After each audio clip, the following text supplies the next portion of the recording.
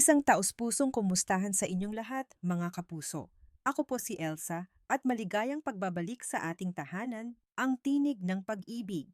Naway ang kwentong ating pagsasaluhan ngayon ay maging balsamo sa anumang pagod na inyong nararamdaman. Sabi nila, ang pinakamasakit na pagtataksil ay hindi nagmumula sa isang kaaway, kundi sa taong pinagkatiwalaan mo ng iyong buong mundo.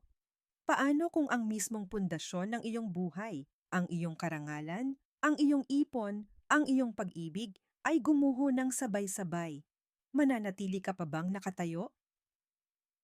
Para lang maging transparent sa lahat, Teacher Lourdes, siguro mas maganda kung mailalatag mo sa susunod na meeting ang breakdown ng class fund.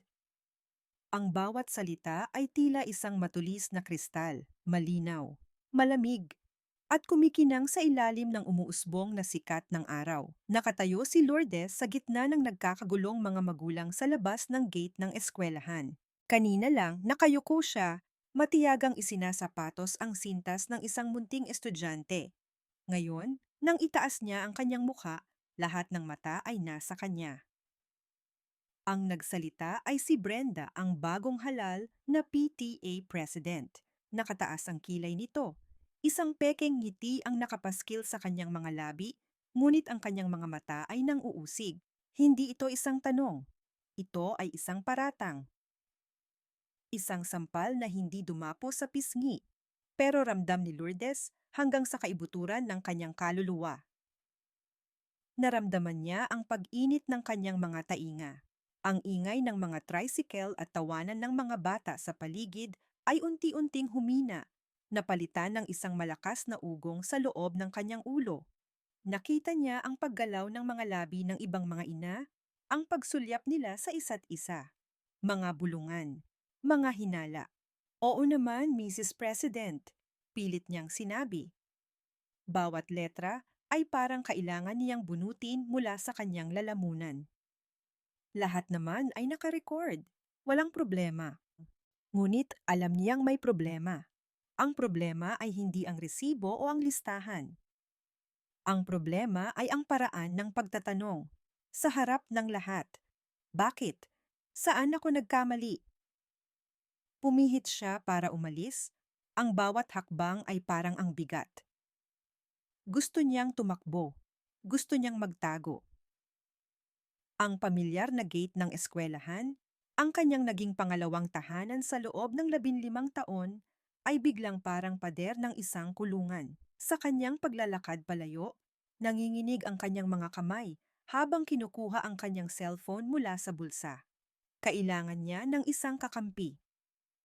Kailangan niyang marinig ang boses ng kanyang asawa, ang kanyang Miguel. Ngunit bago pa man niya matawagan si Miguel, isang notifikasyon ang umilaw sa kanyang screen. Isang text message mula sa bangko. Bank alert. Your joint savings account ending in 4 stars has been successfully withdrawn. Remaining balance, 0 pesos. Napahinto si Lourdes sa gitna ng daan. 0. Binasa niya ulit. 0. Ang init ng araw ay napalitan ng isang nanunuot na lamig. Ang perang pinag-ipunan nila ni Miguel sa loob ng 10 taon. Ang pangarap nilang maliit na bahay, ang kanilang future. Nanginginig ang kanyang daliri habang pinipindot ang numero ni Miguel. Ring, ring, ring. Hello? Sagot nito, ang boses ay iritado. Halatang naistorbo. Miguel, nabasag ang boses ni Lourdes. Miguel, yung bangko, yung ipon natin, wala na. Isang buntong hininga ang narinig niya mula sa kabilang linya. Walang pag-aalala. Walang gulat. Ano ka ba, Lourdes? Busy ako. Mamaya na tayo mag-usap. Pero Miguel, yung pera, sabi ng mamaya na, at ang tawag ay pinatay. Nakatayo si Lourdes doon, hawak ang cellphone na parang isang piraso ng yelo. Sa screen, kitang-kita ang mga salitang nagpapatunay ng kanilang pagkabangkarote. Available balance, 0.00 piso. At sa kanyang tainga, umuulit-ulit ang malamig na boses ng kanyang asawa. Busy ako. Mamaya na. Ito ang unang sampal. At alam ni Lourdes, sa sakit na kanyang nararamdaman, na hindi ito ang magiging huli. Ang mga salitang, "Busy ako" ni Miguel ay parang sirang plaka na paulit-ulit na tumutugtog sa isipan ni Lourdes habang tinatahak niya ang pasilyo ng eskwelahan. Bawat hakbang sa makintab na sahig ay isang pagtatanong. Bawat sulyap ng mga kapwa-guro ay isang paghuhusga. Naramdaman niya ang pagbabago sa hangin. Ang dating masayang batian ay napalitan ng pilit na mga ngiti. Ang mga dating nag-aanyaya sa kanya para magkape ay biglang nagiging abala kapag siya'y dumarating. Ang tsismis ay mas mabilis kumalat kaysa sa apoy at sa gitna ng apoy, siya ang sinusunog. "Ma'am Lourdes!" Isang mahinang tawag mula sa likuran niya. Si Miss Reyes, isang bagitong guro. "Pinapatawag po kayo ni Mr. De Leon sa principal's office." Tumango lang si Lourdes. Isang malamig na kaba ang gumapang sa kanyang dibdib. Ang opisina ng prinsipal. Ang lugar kung saan siya pinarangalan bilang Teacher of the Year, 2 taon na ang nakalipas. Ngayon, parang bibitayin siya sa parehong lugar. Pagpasok niya, ang amoy ng floor wax at lumang papel ang sumalubong sa kanya. Nakaupo si Mr. De Leon sa likod ng kanyang malaking lamesang gawa sa Nara. Hindi ito tumingin sa kanyang mga mata. Sa halip, ang atensyon nito ay nasa isang ballpen na paulit-ulit niyang pinapaikot sa kanyang mga daliri. "Maupo ka, Lourdes," sabi nito. Ang boses ay walang anumang emosyon. Umupo si Lourdes. Ang katahimikan ay mabigat, nakakabingi. "Lourdes, 15 taon ka na dito sa eskwelahan," panimula ni Mr. De Leon, nakatingin pa rin sa ballpen. "You are one of our best. Alam mo yan." Hindi sumagot si Lourdes. Hinihintay niya ang kasunod. Ang pero. "Pero, heto na nga. May mga bagay na hindi natin kontrolado. Alam mo na siguro ang mga usap-usapan. At bilang pinuno ng eskwelahang ito, tungkulin kong protektahan ang imahe at reputasyon natin." "Sir, wala po akong kasalanan," mahinang sabi ni Lourdes. "Tungkol po sa class fund, handa ko pong ipakita ang lahat ng—" "This is not about the fund anymore, Lourdes." Pagputol nito, sa wakas ay tumingin sa kanya. Ang mga mata nito ay pagod. "This is about the bigger picture." Naapektuhan na ang tiwala ng mga magulang. At si Mrs. Brenda, malakas ang kanyang impluwensya. Naramdaman ni Lourdes na parang may bumara sa kanyang lalamunan. Si Brenda. Palagi si Brenda. "May malaki kang utang na loob sa eskwelahang ito, Lourdes. At minsan, ang pagtanaw ng utang na loob ay nangangailangan ng sakripisyo para sa ikabubuti ng lahat." Sa pader sa likod ni Mr. De Leon, nakasabit ang isang litrato. Ang class picture ng advisory class ni Lourdes noong nakaraang taon. Nakangiti ang lahat ng kanyang estudyante. At sa gitna, nakangiti rin siya, isang ngiting totoo, puno ng pagmamahal sa kanyang propesyon. Isang ngiti na parang pangungutya sa kanya ngayon. Dahan-dahang inilabas ni Mr. De Leon ang isang papel mula sa kanyang drawer at inilapag ito sa lamesa. Ipinadulas niya ito papunta kay Lourdes. Application for voluntary leave of absence. "Para lang ito humupa ang lahat," sabi ng prinsipal. "Magpahinga ka muna. Unpaid leave. Kapag malinis na ulit ang pangalan mo, kapag tapos na ang lahat ng ito, you are welcome to come back." Hindi ito isang payo. Ito ay isang hatol. Ang kanyang mga kamay ay nanginginig. Ang kanyang pagiging guro. Ang kanyang dignidad. Ang tanging bagay na natitira sa kanya ay binabawi na rin. Kinuha niya ang ballpen. Ang dulo nito ay malamig sa kanyang mga daliri. Sa bawat guhit ng kanyang pirma, parang may isang piraso ng kanyang pagkatao ang napupunit. Paglabas niya ng opisina, hawak-hawak niya ang kopya ng papel. Isang piraso ng katibayan na siya, si Lourdes Villanueva, ay isa ng dayuhan sa lugar na tinuring niyang pangalawang tahanan. Wala nang natira. Ang pagpihit ng susi sa seradura ng kanilang pintuan ay may kakaibang tunog ngayon. Dati, ito ang tunog ng pag-uwi, ng kapayapaan. Ngayon, parang tunog ng pagpasok sa isang selda. Isinara ni Lourdes ang pinto sa kanyang likuran at ang ingay ng mundo sa labas ay naputol. Ang pumalit ay isang katahimikang masakit sa tainga. Ang tanging maririnig ay ang mahinang ugong ng refrigerator at ang walang tigil na pagtiktak ng kanilang orasan sa pader. Tiktak, tiktak. Bawat segundo, isang paalala ng kanyang pag-iisa. Sinilip niya ang labas mula sa kanilang bintana. Nakita niya si Aling Marites, ang kanilang kapitbahay, na nagwawalis sa bakuran. Nagtama ang kanilang mga mata. Ngunit sa halip na ang dating masayang bati, isang mabilis na iwas ng tingin ang isinukli sa kanya. Mabilis na isinara ni Aling Marites ang kanyang bintana. Isang pagsasara, isang pagtataboy. Napabuntong hininga si Lourdes. Kahit ang mga pader ng sarili niyang pamamahay ay parang humuhusga sa kanya. Pumunta siya sa kusina, hindi alam ang gagawin. At dahil sa kapaguran at sa bigat ng nararamdaman, ginawa niya ang isang bagay na nakasanayan na niya sa loob ng maraming taon. Nagsimula siyang magluto. Inihanda niya ang bawang, ang sibuyas, ang toyo at suka. Nagsimula siyang mag-adobo, ang paboritong ulam ni Miguel. Habang kumakalat ang pamilyar na bango sa loob ng bahay, isang mapait na katotohanan ang sumampal sa kanya. Nagluluto siya para sa isang taong sumira sa kanya. Ang aroma ng pagmamahal na dati pumupuno sa kanilang tahanan ay siya na ngayong nagpaparamdam sa kanya kung gaano nakalamig at kawalan ng laman ang lahat. Doon, sa harap ng kumukulong kaldero, bumigay si Lourdes. Ang mga luhang kanina pa niya pinipigilan ay sunod-sunod na pumatak, humahalo sa usok ng kanyang niluluto. Gabi na nang umuwi si Miguel. Ang kalansing ng kanyang mga susi ay gumising sa diwa ni Lourdes na nakaidlip sa sofa. Miguel, tumayo siya. Ang puso niya'y puno ng isang katiting na pag-asa. Baka sakali lang. Ngunit ang Miguel na pumasok ay hindi ang asawang kilala niya. Ang mga mata nito ay malamig. Ang kanyang mukha ay guhit ng inis.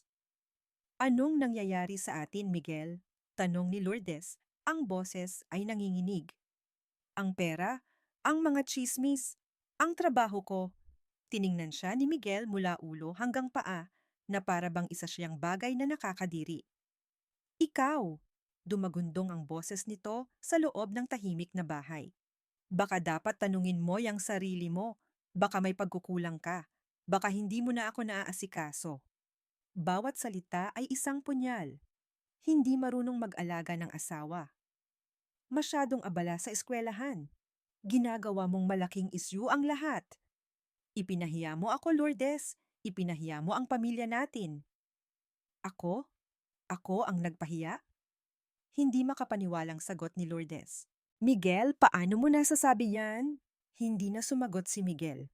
Dumiretso ito sa kanilang kwarto. Makalipas ang ilang sandali, lumabas ito at may ibinato sa lamesita sa harap ni Lourdes. Isang maliit na bungkos ng pera. Mga bagong-bagong papel na pera. Allowance mo yan, sabi ni Miguel. Ang boses ay puno ng paghamak. Para sa mga gastusin mo dito sa bahay. Huwag ka nang maraming tanong. Napatingin si Lourdes sa mga perang nakakalat sa lamesa. Hindi ito tulong. Ito ay insulto. Mula sa isang katuwang sa buhay, ngayon ay isa na lamang siyang utusan na binibigyan ng limos. Ang huling hibla ng kanyang dignidad ay pinutol na. Ang pera ay naroon pa rin. Nakakalat sa ibabaw ng lamesita, isang tahimik na paalala ng kanyang kahihiyan. Hindi ito ginalaw ni Lourdes. Buong umaga, iniwasan niya itong tingnan, na para bang ito ay isang ahas na anumang oras ay maaaring tumuklaw. Hindi niya nakaya. Ang apat na sulok ng kanilang bahay ay tila lumiliit, ang mga pader ay papalapit ng papalapit, at ang hangin ay paubos ng paubos. Kailangan niyang lumabas, kailangan niyang makahinga. Walang patutunguhan ang kanyang mga paa.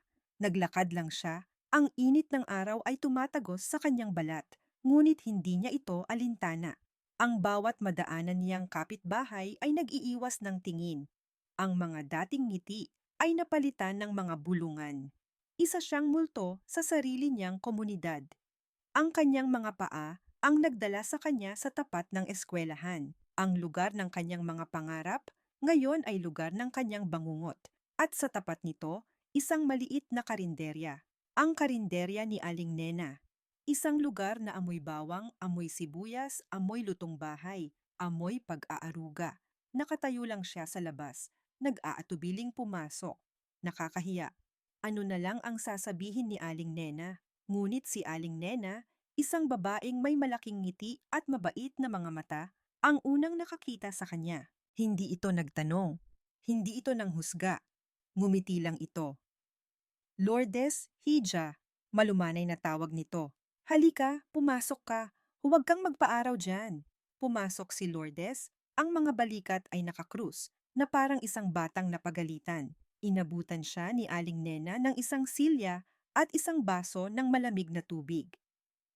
Huwag mo na isipin ang sasabihin ng iba, sabi ni Aling Nena habang nagpupunas ng lamesa.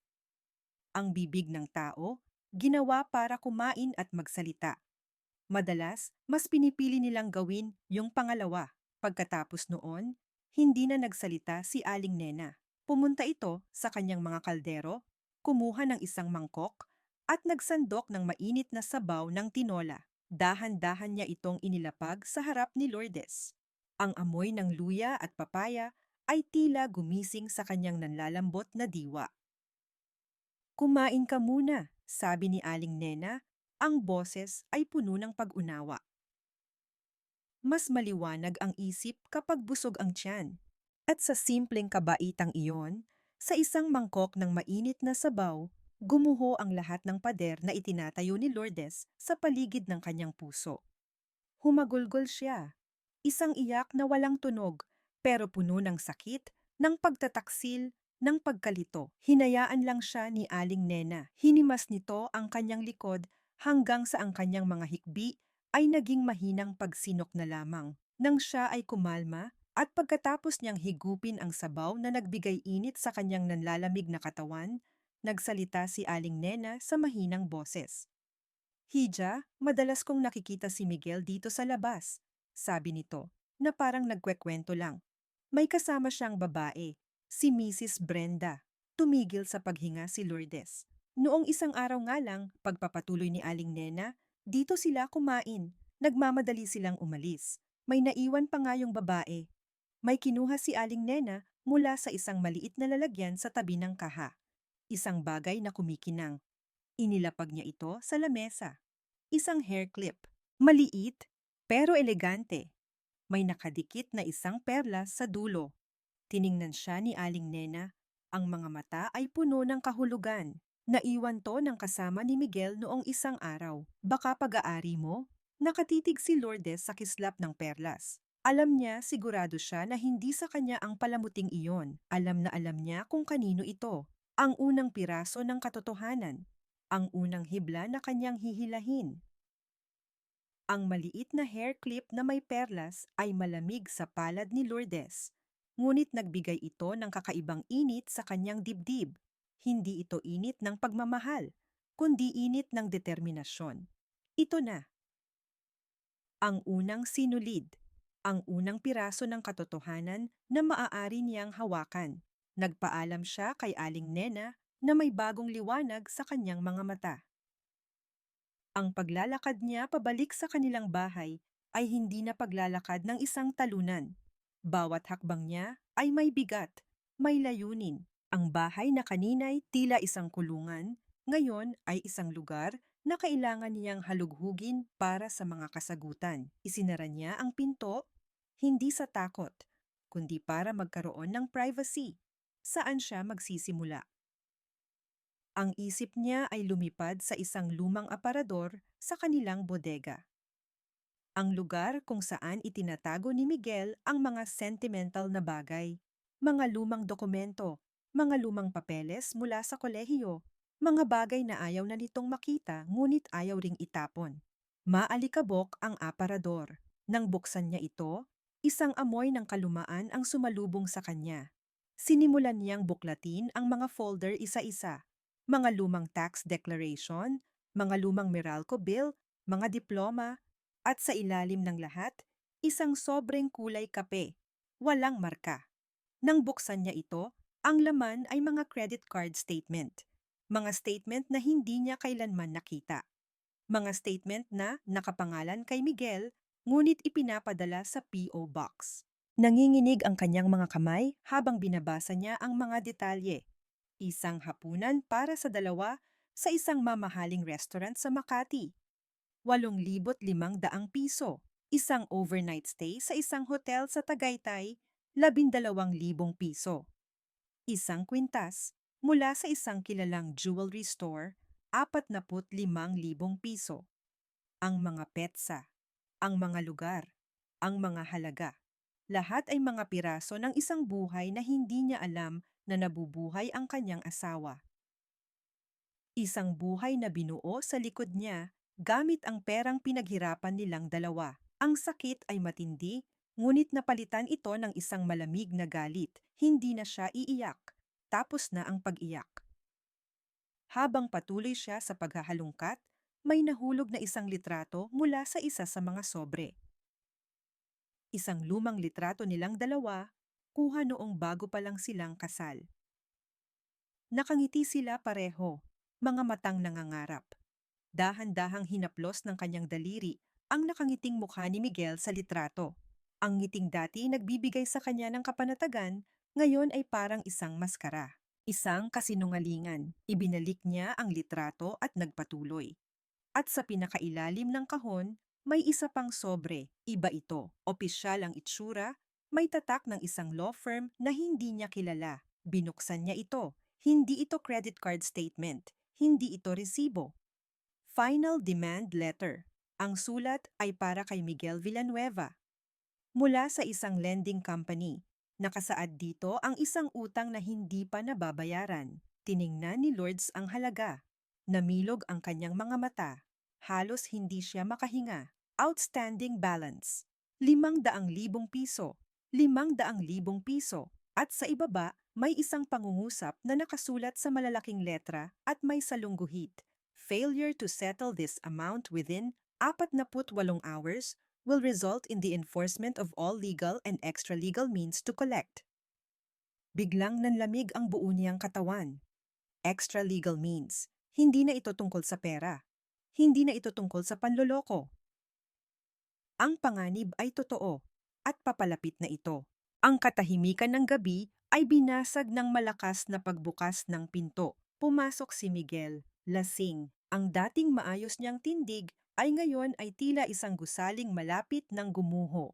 Ang amoy ng alak ay masangsang humahalo sa amoy ng takot. Lourdes, tawag nito, ang boses ay garalgal. Nagmakaawa ako sa'yo. Huwag mo nang palakihin to. Nakatayo lang si Lourdes sa sala, hawak sa isang kamay ang sulat mula sa lending company. Ang papel ay tila nagbabaga. Palakihin?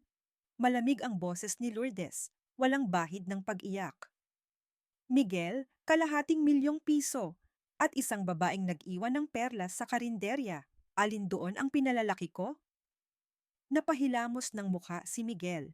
Ang kanyang pagkalasing ay parang bulang biglang naglaho na palitan ng desperasyon. Hindi mo naiintindihan, Lourdes. May mga bagay na kailangan kong gawin. Para kanino? Giit ni Lourdes. Para sa atin? O para sa kanya? Hindi nakasagot si Miguel. At sa gitna ng kanilang pagtatalo, isang marahan ngunit may autoridad na katok ang narinig nila mula sa pinto. Nagkatinginan sila. Sino ang bibisita ng ganoong oras ng gabi? Dahan-dahang binuksan ni Lourdes ang pinto. At doon, nakatayo si Brenda. Nakasuot ito ng isang mamahaling bestida, ang buhok ay perpektong nakaayos, ang muka ay puno ng isang ngiting mapanghamak. Tila hindi siya nababagay sa simpleng pintuan ng bahay ni na Lourdes. Pumasok ito na parang pag-ari niya ang lugar. Good evening, bati nito. Ang tingin ay lumipat mula kay Lourdes papunta sa miserable at gulat na si Miguel. Mukhang may pinag-uusapan kayong importante. Anong ginagawa mo dito? Tanong ni Lourdes, ang bawat salita ay may diin. Hindi siya pinansin ni Brenda. Naglakad ito papunta sa lamesita at umupo sa sofa. Ipinag-krus ang kanyang mga binti. Kumuha ito ng isang sobre mula sa kanyang Hermes bag at inilapag ito sa lamesa, sa tabi mismo ng mga perang iniwan ni Miguel kaninang umaga. Nandito ako para mag-alok ng solusyon, sabi ni Brenda. Ang boses ay kalmado at puno ng kontrol. Isang practical na solusyon. Binuksan niya ang sobre. Ang laman ay isang manager's check. 50,000 pesos, sabi ni Brenda. Cash, sapat na yan para makapagsimula ka sa ibang lugar. Sa probinsya nyo, marahil, malayo dito. Tiningnan ni Lourdes ang tseke. Pagkatapos ay tumingin siya kay Brenda. Ang kapal ng mukha nito ay hindi masukat. At ano ang kapalit? Tanong ni Lourdes. Simple lang, sagot ni Brenda. Katahimikan. You disappear, you forget everything, you leave Miguel to me. At itong maliit na problema niya sa utang, sumulyap ito kay Miguel, ako na ang bahala. Be practical, Lourdes. Pagpapatuloy nito. Ano pa ba ang babalikan mo dito? Wala ka ng trabaho. Ang mga kapitbahay mo ayaw na sayo. At ang asawa mo, isang mapanuyang ngiti ang gumuhit sa kanyang labi. Well, obvious naman kung sino ang pinipili niya. Hindi kumibo si Lourdes. Tinitigan niya lang si Brenda mata sa mata. Sa isang saglit, nakita niya ang isang kislap ng pagkainis sa mga mata ng babae dahil hindi nito makuha ang reaksyon na gusto niya. Ang pag-iyak, ang pagmamakaawa. Sa huli, umiling si Lourdes. Dahan-dahan, ngunit may bigat. Isang mapait na tawa ang kumawala kay Brenda. Tumayo ito. Sayang, sabi nito habang inaayos ang kanyang damit. You chose the hard way. Naglakad ito palabas ng pinto. Hindi man lang ito lumingon. At habang nagsasara ang pinto, sumilip si Lord sa labas. Nakita niya ang sasakyan ni Brenda na nag-aabang. At sa loob, sa passenger seat, may dalawang lalaking hindi niya kilala. Malalaki ang katawan, ang kanilang mga mukha ay nasa dilim, ngunit sapat na ang kanilang anino para maghasik ng lagim. Hindi ito isang alok, isa itong babala. Ang sinabi ni Brenda na the hard way ay hindi naghintay ng matagal para magparamdam. Nagsimula ito sa telepono. 2:00 ng madaling araw, bigla itong tumunog. Ang matinis na ring ay parang isang sigaw sa gitna ng katahimikan. Nanginginig na sinagot ito ni Lourdes. Hello! Walang sumasagot. Tanging ang marahan at regular na tunog ng paghinga ang naririnig niya mula sa kabilang linya. Isang paghingang tila nagmamasid, nag-aabang. Sino to? Tanong ulit ni Lourdes. Ang puso niya'y kumakabog ng malakas. Pinatay ang tawag. Kinabukasan, nangyari ulit ito. At sa sumunod na gabi, isang laro ng isipan.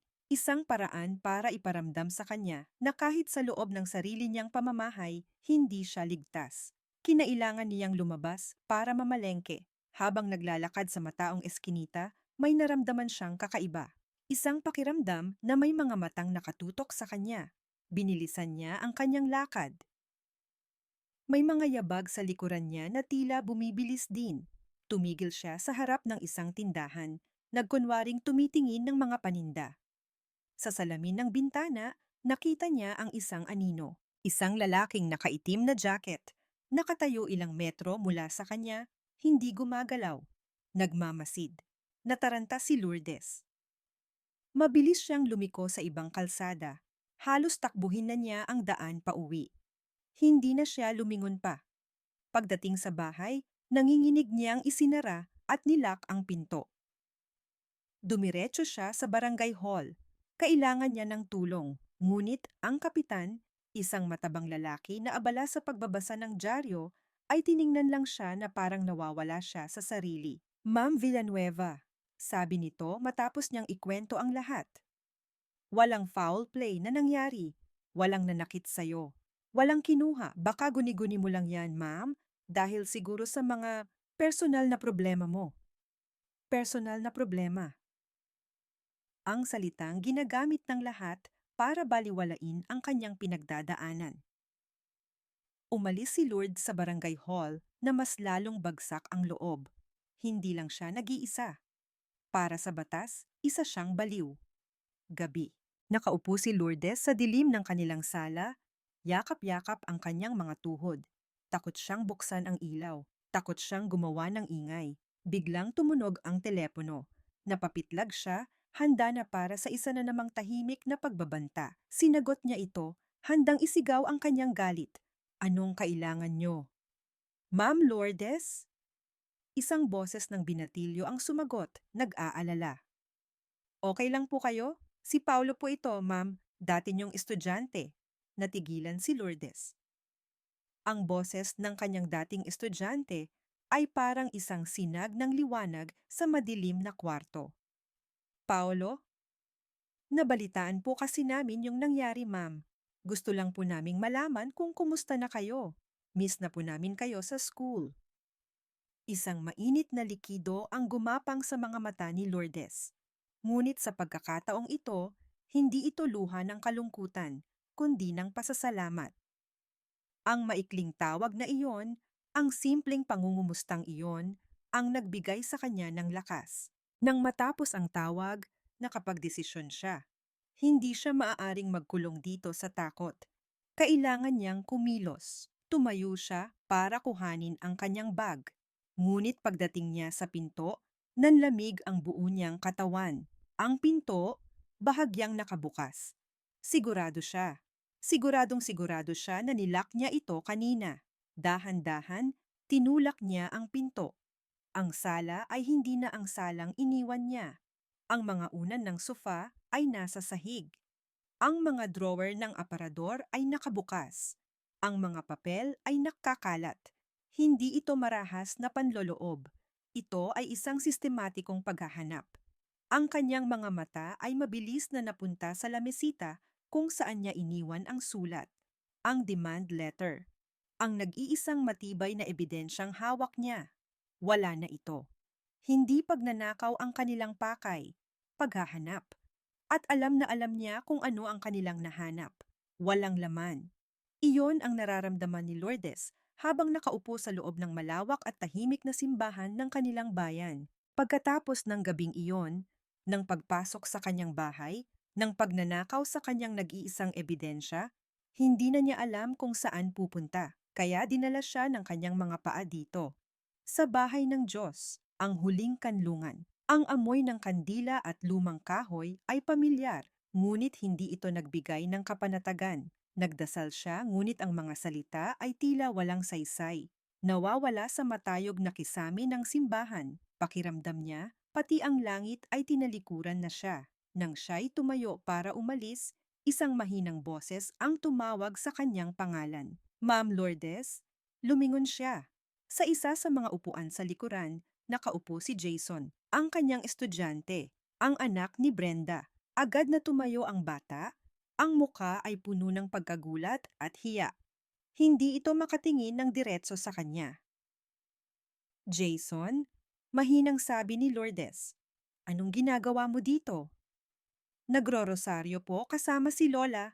Sagot nito, itinuturo ang isang matandang babae sa di kalayuan. Kayo po, ma'am. Isang mapait na ngiti ang gumuhit sa labi ni Lourdes. Nagdarasal lang din. Isang awkward na katahimikan ang namagitan sa kanila.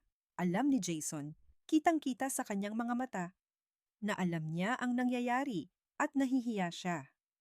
Ma'am, panimula ulit ng bata. Ang boses ay nanginginig. Sorry po. Para saan, Jason? Wala ka namang kasalanan.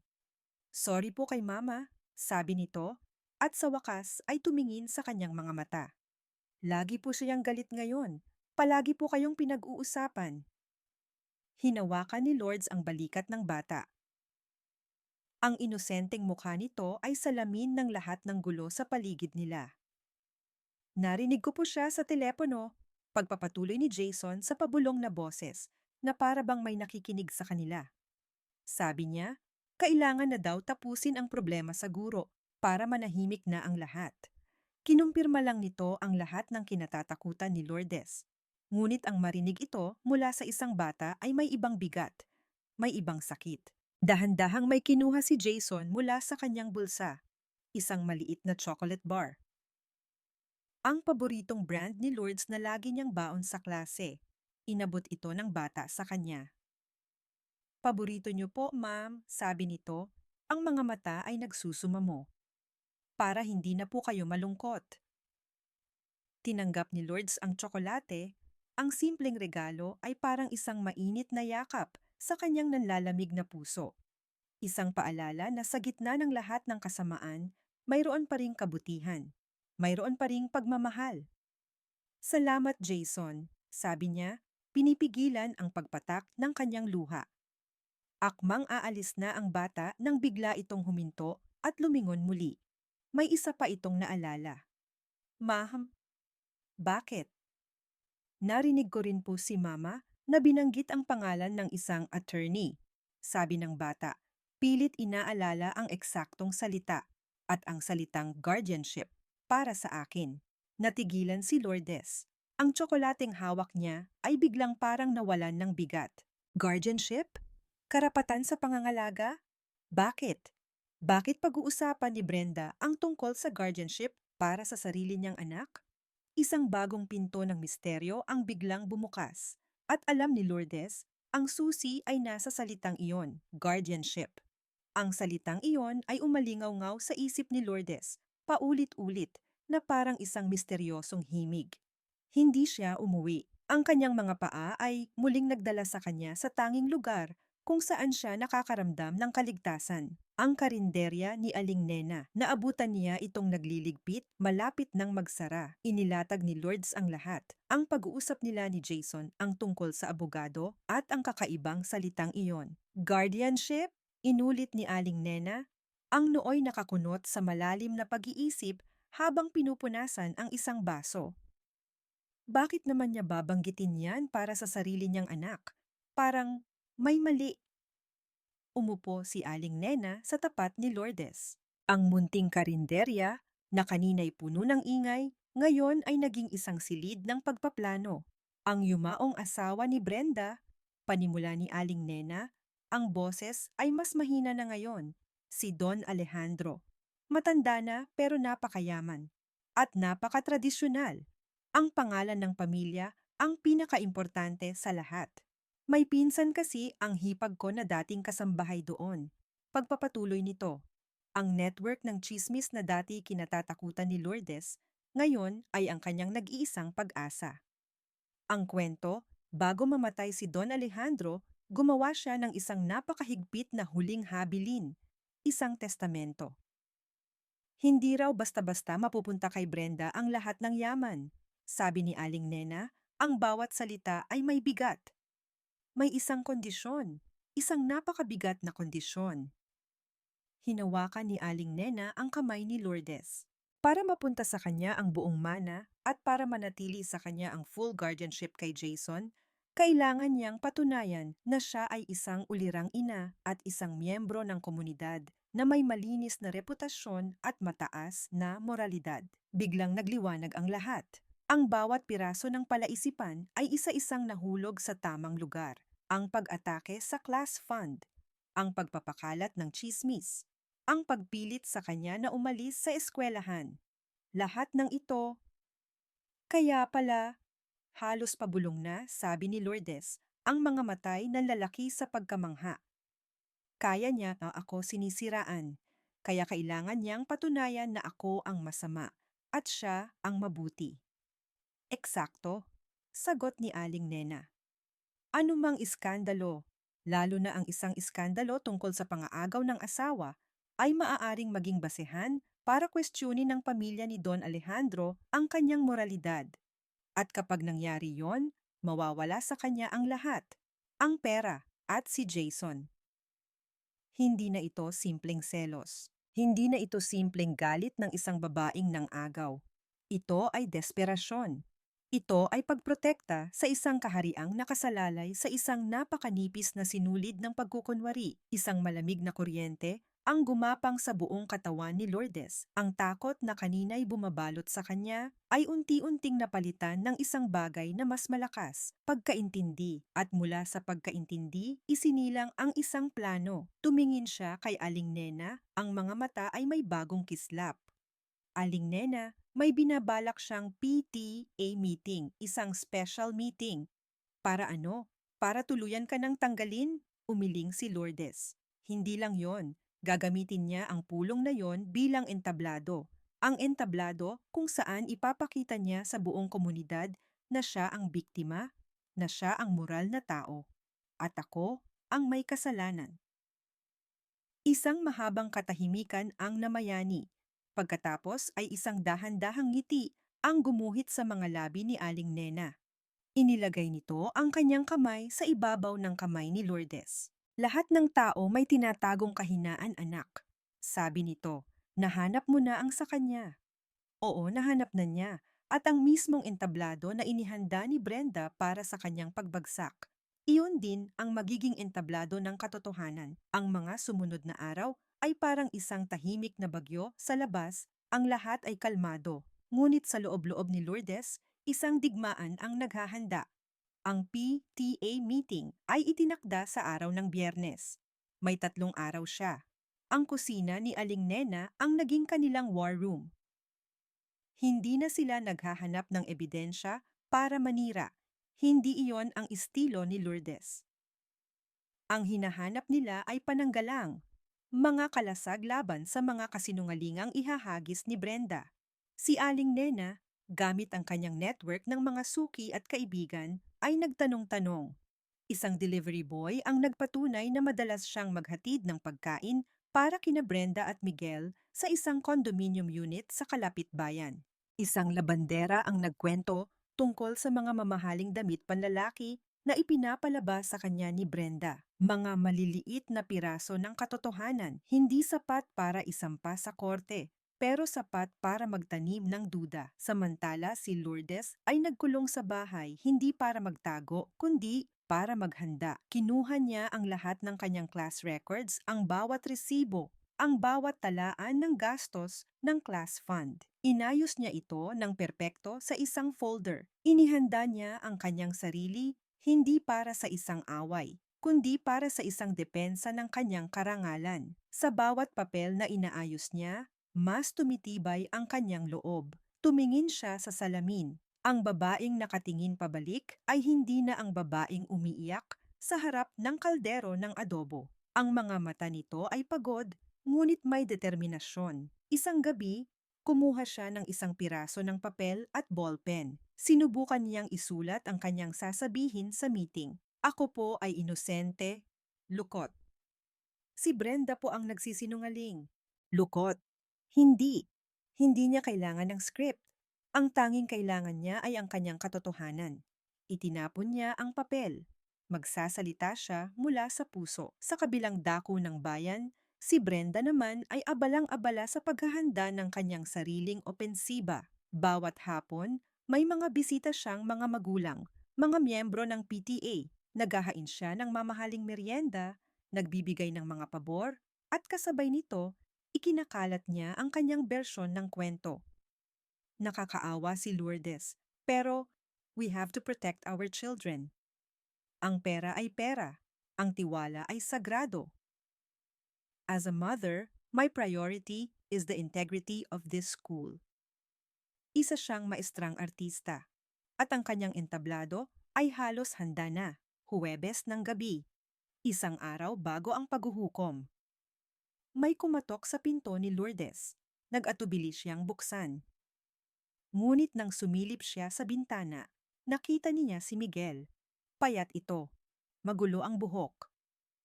Ang dating kumpiyansa ay napalitan ng isang anyong kaawa-awa. Binuksan ni Lourdes ang pinto. Hindi nagsalita si Miguel. Hindi rin siya tumingin sa mata. May iniabot lang ito sa kanya. Isang maliit na itim na USB flash drive. Patawarin mo ako, Lourdes, sabi nito, ang boses ay basag. Ito lang ang magagawa ko. Pagkatapos noon, mabilis itong tumalikod at naglakad palayo sa dilim. Hindi na lumingon pa. Naiwan si Lourdes na hawak ang USB. Malamig. Mabigat. Hindi niya alam kung ano ang laman nito. Isang patibong, isang pag-amin, o isang sandata? Ano man ito, alam niyang bukas ng hapon, sa harap ng lahat, kailangan niyang magdesisyon kung gagamitin niya ito o hindi. Ang multipurpose hall ng eskwelahan ay puno ng mga bulungan. Lahat ng upuan ay okupado. Ang mga magulang, mga guro at ang buong school board ay naroon. Ang hangin ay mabigat sa tensyon, parang hangin bago ang isang malakas na bagyo. Sa harap, sa isang mahabang lamesa, nakaupo si Brenda. Siya ang reyna sa kanyang trono. Nakasuot ito ng puting blazer, isang simbolo ng kalinisan at autoridad. Sa tabi niya, si Mr. De Leon at ang iba pang opisyal ng PTA ay nakayuko na parang mga alagad. Pumasok si Lourdes, mag-isa. Ang bawat pares ng mata ay sumunod sa kanya habang naglalakad siya papunta sa isang silyang inihanda para sa kanya sa gilid, isang silya para sa akusado. Hindi siya yumuko. Tiningnan niya ang ilan sa mga magulang na dati niyang nakangitian. Ang ilan ay nag-iwas ng tingin. Ang ilan ay tiningnan siya na may awa. Ang iba na may paghusga. Simulan na natin ang pagpupulong, anunsyo ni Brenda sa mikropono. Ang kanyang boses ay umaaling-aungaw sa buong hall. Isa-isa niyang inilahad ang kanyang kaso. Pinag-usapan niya ang kahalagahan ng tiwala, ang kabanalan ng pondo ng mga bata. Pagkatapos, ipinakita niya ang isang ledger na puno ng mga numerong hindi magkatugma, mga resibong questionable. Isang obra maestra ng panlilinlang. Hindi ko ginustong umabot sa ganito, sabi ni Brenda. Ang kanyang boses ay puno ng pekeng kalungkutan. May malaki akong respeto kay Teacher Lords, ngunit mas malaki ang aking responsibilidad sa inyo at sa inyong mga anak. Tahimik lang na nakinig si Lourdes. Hindi siya umimik. Hindi siya nagpakita ng anumang emosyon. Ang katahimikan niya ay mas malakas pa kaysa sa anumang sigaw. At ngayon, sabi ni Brenda, nais kong bigyan ng pagkakataon si Ma'am Lourdes na ipaliwanag ang kanyang sarili. Lahat ng mata ay muling napunta kay Lourdes. Ito na. Dahan-dahang tumayo si Lourdes at lumapit sa mikropono. Inayos niya ito. Ang kanyang mga kamay ay hindi nanginginig. Tiningnan niya ang mga tao sa kanyang harapan. Mga mukhang pamilyar. Mga inang tinulungan niyang turuan ang mga anak na magsulat. Mga amang kasama niyang nagpintura ng silid-aralan noong brigada eskwela. Magandang hapon po sa inyong lahat. Panimula niya, ang kanyang boses ay kalmado at malinaw. Hindi siya sumigaw. Hindi siya nagmakaawa. Hindi ko po sasagutin ang mga paratang sa akin, pagpapatuloy niya, na ikinagulat ng lahat, lalo na ni Brenda. Dahil alam ko po at alam din ng Diyos na ang mga iyon ay walang katotohanan. Sa halip, may isa lang po akong tanong sa inyong lahat bilang mga magulang. Huminga siya ng malalim.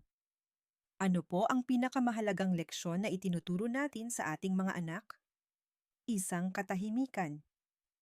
Hindi po ba't ang pagiging matapat? Ang pagsasabi ng totoo, gaano man ito kasakit? Ang kanyang mga mata ay lumipat at sa unang pagkakataon, tinitigan niya si Brenda ng diretso. Paano po natin ituturo sa kanila ang katapatan kung tayo mismo ang mga nakatatanda ay nabubuhay sa kasinungalingan? Isang kislap ng gulat at galit ang dumaan sa mga mata ni Brenda. Hindi ito ang inaasahan niya. This is not the venue for your philosophical questions, Miss Villanueva, sabi ni Brenda. Ang boses ay tumaas na. Sagutin mo ang issue. Ito po ang issue, Mrs. President, sagot ni Lourdes, hindi inaalis ang kanyang tingin. Ang issue ay katotohanan. Tapos na ang oras mo. Sigaw ni Brenda, nawawala na sa kontrol. We will now proceed to a vote. Lahat ng pabor na permanenteng tanggalin sa serbisyo si Miss Lourdes Villanueva, itaas ang kamay. Ilang mga kamay ang nagsimulang magtaasan, nag-aatubili. Ang iba ay nagtinginan, hindi sigurado. Ang plano ni Brenda ay gumagana. Ngunit bago pa man mabilang ang mga boto, Mama, wag po. Isang maliit na boses ang sumigaw mula sa likuran. Ang pinto ng hall ay bumukas at tumatakbong pumasok si Jason, humihingal, ang muka ay puno ng luha. May sasabihin po ako. Ang pagpasok ni Jason ay parang isang malakas na kidlat na gumuhit sa kalangitan. Lahat ng atensyon ay napunta sa kanya. Ang mga kamay na kanina'y nakaamba sa ere ay unti-unting bumaba. Jason, anong ginagawa mo dito? Bumalik ka sa labas. Utos ni Brenda, ang mukha ay namumutla. Ang pagkukunwaring kalmado ay tuluyan ng gumuho. Ngunit hindi nakinig ang bata. Tumatakbo itong lumapit sa entablado, ang mga mata ay nakatingin lang sa kanyang ina. Mama, tama na po, sabi nito, humihikbi. Narinig ko po kayo, narinig ko po lahat. Isang nakabibinging katahimikan ang bumalot sa buong hall. Maging ang electric fan sa kisame ay tila tumigil sa pag-ingay. Narinig ko po kayo ni Tito Miguel. Pagpapatuloy ni Jason, ang boses ay nanginginig ngunit malinaw. Sabi niyo po, ibibigay niyo sa kanya yung pera para sa utang niya. Basta tulungan niya kayong sirain si Ma'am Lourdes. Sabi niyo po, pag hindi niyo ginawa yon, baka mawala sa tin ang lahat. Bawat salita ng bata ay parang isang suntok sa sikmura ni Brenda. Sinubukan niyang hawakan ang braso ng anak pero umiwas ito. Kasalanan yan ng guru mo, niloloko ka lang yan. Pasigaw na sabi ni Brenda, ang tingin ay galit na ipinukol kay Lourdes. Ngunit huli na ang lahat. Ang binhi ng pagdududa ay naitanim na. Ang mga magulang ay nagsimulang magbulungan. Hindi na pabor kay Brenda kundi laban sa kanya. At kung hindi pa po sapat ang sinabi ng isang inosenteng bata, isang boses ang umalingaw-ngaw. Si Lourdes. Dahan-dahan siyang lumakad papunta sa laptop at projector na nakahanda sa gilid. Mula sa kanyang bulsa, kinuha niya ang itim na USB, ang huling regalo ni Miguel. Isinaksak niya ito. Maaari po bang pakinggan natin ito? Tanong niya sa lahat. Pinindot niya ang play. Sa simula, mahina lang ang tunog. Ngunit habang tumatagal, lumilinaw ito. Isang pag-uusap. Isang pag-uusap sa pagitan ng isang lalaki at isang babae. Ang mga boses ni Miguel at Brenda. Brenda, siguraduhin mong walang sabit nito, Miguel. Ang buong kinabukasan ko at ni Jason ang nakataya dito. Miguel, ginawa ko na ang lahat ng pinapagawa mo. Ibinigay ko sa iyo ang mga kopya ng ledger niya. Nilagyan ko ng kung ano-anong gastos. Ano pa ba, Brenda? Kailangan nating siguraduhin na sa mata ng lahat, siya ang mukhang desperado. Siya ang mukhang magnanakaw. Kailangan maniwala sila sa akin. Miguel, paano kung mabuking tayo? Brenda, hindi yan mangyayari. Dahil sa huli, sino ang paniniwalaan nila? Isang hamak na teacher? O ako? Ang huling salita ni Brenda sa recording ay umalingaw-ngaw sa buong hall. Isang malamig at brutal na pag-amin sa lahat ng kanyang krimen. Nang matapos ito, walang nagsalita. Ang katahimikan ay mas malakas pa kaysa sa anumang sigaw. Si Brenda ay nakatayo na parang isang estatwang yelo. Ang kanyang maputing blazer ay tila naging kulay abo. Ang kanyang reputasyon, ang kanyang mga kasinungalingan, ang kanyang kaharian, lahat ay gumuho sa loob lamang ng ilang minuto. At sa gitna ng katahimikan, isang tunog ang bumasag dito. Isang palakpak. Si Aling Nena nakatayo sa likuran. Dahan-dahan, sinundan ito ng isa pa at isa pa. Hanggang sa ang buong hall, maliban sa ilang alipores ni Brenda, ay nagpalakpakan. Hindi para sa isang palabas, kundi para sa katarungan. Tumayo si Mr. De Leon, ang mukha ay puno ng hiya at pagsisisi. Lumapit siya kay Lourdes, hindi makatingin ng diretso. Ma'am Villanueva, sabi nito, ang boses ay halos hindi marinig. Sa ngalan ng buong paaralan, kami po ay humihingi ng tawad. Ang mga araw pagkatapos ng paghuhukom ay kakaiba. Ang bayan na dati tila isang hawlang puno ng mga matang mapanghusga ay biglang naging isang lugar ng mga ngiting puno ng pagsisisi at paghanga. Ang balita ay kumalat na parang apoy. Si Brenda, sa isang iglap, ay naging sentro ng iskandalo. Tinanggalan siya ng posisyon bilang PTA President. May mga usap-usapan tungkol sa mga kasong isasampa ng pamilya ng kanyang yumaong asawa.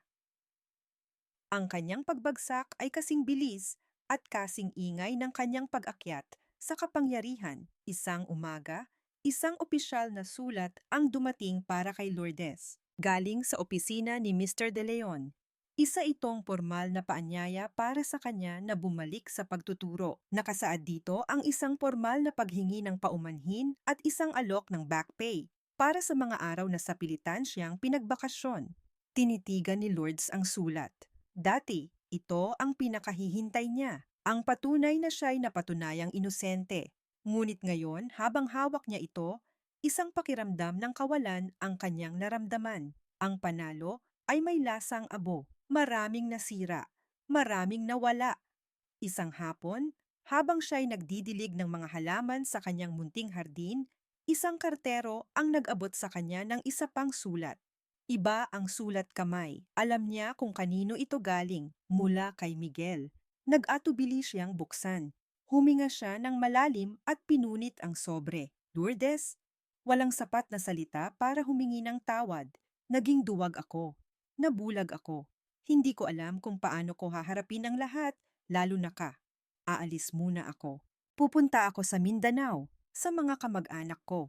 Magsisimula ulit. Huwag mo na akong alalahanin. Ang USB na yon ang tanging paraan na alam ko para itama ang mga mali ko. Kahit sa huling sandali, patawarin mo sana ako. Maging masaya ka. Walang luha, walang galit, tanging isang malalim na buntong hininga ang kumawala kay Lourdes. Isinara na ang kabanata. Ang lalaking minahal niya at ang lalaking sumira sa kanya ay isa na lamang alaala. Tinupi niya ang sulat at itinabi. Kinabukasan, naglakad-lakad siya. Dinala siya ng kanyang mga paa sa pamilyar na daan patungo sa eskwelahan. Ngayon, walang mga matang sumusunod sa kanya. Ang mga ngiti ng mga taong nakakasalubong niya ay totoo na. Nakatayo siya sa tapat ng gate. Pinagmamasdan ang mga batang naghahabulan sa loob. Narinig niya ang tunog ng bell, ang tawanan, ang sigaw ng mga guro. Ang tunog ng buhay na minsan ay naging kanya. Naglakad siya papasok, dahan-dahan, na parang isang panauhin. Dumiretso siya sa dati niyang classroom. Ang pinto ay nakabukas. Sa loob, isang bagong guro ang nagsusulat sa blackboard. Nakatayo lang siya doon sa may pintuan, isang anino sa pagitan ng nakaraan at ng posibleng hinaharap. Ang sakit ay naroon pa, isang multo sa kanyang puso. Ngunit sa ilalim nito, may isang bagong umuusbong na damdamin, kapayapaan. Ang kapayapaan na dulot ng katotohanan. Ang kapayapaan na dulot ng pagtatapos ng isang mahabang laban. Ang tanong na lang ay, ano ang susunod? Pagtuloy o pagsisimula sa isang bagong pahina? Nakatayo si Lourdes sa may pintuan, isang hangganan sa pagitan ng kahapon at ng bukas. Sa loob ng silid-aralan, ang pamilyar na tunog ng pagtuturo, ang tanungan, ang tawanan, lahat ay parang isang himig na matagal nang hindi naririnig ng kanyang puso. Maaari siyang tumalikod, maaari siyang magsimula sa ibang lugar kung saan walang nakakakilala sa kanya, kung saan hindi siya ang teacher na may iskandalo, mas madali, mas tahimik. Ngunit habang pinagmamasdan niya ang mga bata sa loob, ang mga mukhang puno ng kuryosidad at pangarap, isang katotohanan ang bumalik sa kanya ng buong linaw. Ito siya. Ito ang buhay niya. Ang pagiging guro ay hindi lang isang trabaho. Ito ang kanyang bokasyon at hindi niya hahayaang may sino mang magnakaw nito sa kanya muli. Dahan-dahan humakbang siya papasok. Ang substitute teacher, na abala sa pagsusulat, ang unang nakapansin sa kanya. Nanlaki ang mga mata nito at isang magalang na ngiti ang sumilay. Ma'am Lourdes, ngunit ang bulong nito ay natabunan ng isang mas malakas na sigaw. Si Ma'am Lourdes, isang estudyante mula sa likuran ang sumigaw. At na parang isang magic spell, lahat ng bata ay napalingon. Ang katahimikan ay biglang napalitan ng isang masayang kaguluhan. Ma'am, nagbalik na kayo. Ang mga upuan ay nag-ingay habang sabay-sabay silang tumayo. Mula sa kanilang mga pwesto, tumakbo sila palapit sa kanya, pumalibot sa kanya na parang mga bubuyog sa kanilang reyna. May yumakap sa kanyang baywang, may humawak sa kanyang kamay. Ang kanilang maliliit na katawan ay nagbigay ng init na higit pa sa sikat ng araw na tawa si Lourdes. isang tawang totoo at malaya, habang pinipigilan ang mga luha ng kaligayahan. Ito ang lahat. Sa gitna ng magulong pagbati, isang maliit na batang babae ang tumingala sa kanya, ang mga mata ay seryoso at puno ng pag-aalala. Okay ka lang po, ma'am? Ang simpleng tanong na iyon ang tumagos sa lahat ng ingay.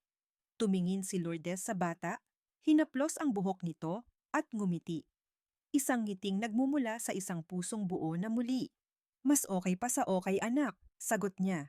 Nang bumalik na ang kaayusan at ang mga bata ay bumalik na sa kanilang mga upuan, naiwan si Lourdes na nakatayo sa harap ng blackboard, ang kanyang teritoryo. Habang nakatingin sa mga sabik na muka sa kanyang harapan, isang huling piraso ng bigat ang tuluyang nawala sa kanyang dibdib.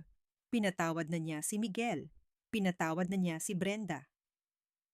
Hindi para sa kanila, kundi para sa sarili niya. At higit sa lahat, pinatawad na niya ang kanyang sarili. Pinatawad niya ang dating Lourdes na naging bulag, na hinayaang tapakan ang kanyang halaga. Ang babaeng iyon ay parte na ng nakaraan. Kinuha niya ang tisa. Ang pakiramdam nito sa kanyang mga daliri ay pamilyar. Tama. Okay, class, sabi niya. Ang kanyang boses ay puno ng bagong lakas at pagmamahal. Saan na nga ba tayo natapos? Ang mga ngiti sa mukha ng mga estudyante ay ang tanging sagot na kailangan niya. Ito ang kanyang tahanan. At sa wakas, nakauwi na siya. Ito ang kanyang bagong umaga. Ilang buwan na ang lumipas. Ang panahon ng tag-ulan ay nagbigay daan sa malamig at preskong simoy ng Disyembre. Ang mga parol ay nagsisimula ng isabit sa mga bintana. Nasa loob ng kanyang silid si Lourdes. Ang silid ay may bago ng pintura. Mas maliwanag. May mga bagong kurtina. Sa ibabaw ng kanyang lamesa, sa tabi ng mga tinatama ng test paper, ay isang maliit na florera na may sariwang bulaklak ng gumamela. Binuksan niya ang isang bagong kwaderno. Sa unang pahina, isinulat niya, Journal. Ito ang kanyang bagong ritual. Isang sulat para sa sarili sa pagtatapos ng bawat linggo. Mahal kong sarili, kumusta ka na? Ilang buwan na rin pala. Dati, ang bawat araw ay parang isang taon. Ngayon, ang mga linggo ay lumilipas na parang isang masayang kanta. Ang klase ay masaya. Ang mga bata, gaya ng dati, ay makukulit at puno ng buhay. Sila ang araw-araw na nagpapaalala sa akin kung bakit ako bumalik. Minsan, kapag naglalakad ako pa uwi, naiisip ko pa rin siya. Si Miguel. Wala nang sakit. Wala na ring galit. Tanging isang tahimik na panalangin na sana'y mahanap din niya ang kapayapaan na natagpuan ko na. Ang pagpapatawad pala ay hindi isang pinto na binubuksan mo para sa iba. Ito pala ay isang susi para palayain ang sarili mong nakakulong. Si Brenda, nabalitaan kong lumipat na sila ng probinsya. Hindi ko na inalam kung saan. Hindi na mahalaga. Ang aral na iniwan niya ay sapat na. Ang buhay ay hindi naging perpekto. May mga araw pa rin na mabigat. May mga gabing bumabalik ang mga anino. Pero ang pinagkaiba ngayon, hindi na ako takot sa dilim. Natutunan kong ako pala ang sarili kong ilaw. Sumilip si Lourdes sa kanyang bintana. Sa tapat, sa karinderya, nakita niya si Aling Nena na abalang-abala sa pagsisilbi. Nagtama ang kanilang mga mata. Kumaway si Aling Nena, isang malaking-malaking nangiti ang nasa labi. Ngumiti si Lourdes pabalik at kumaway. Ang kanilang pagkakaibigan na isinilang sa gitna ng unos ang isa sa mga pinakamahalagang yaman na itinago niya. Muli siyang humarap sa kanyang journal at isinulat ang huling mga salita. Hindi sa paglimot natatagpuan ang kapayapaan, kundi sa pagtanggap. At ngayon, buong-buo ko nang tinatanggap ang aking bagong simula. Isinara niya ang kwaderno.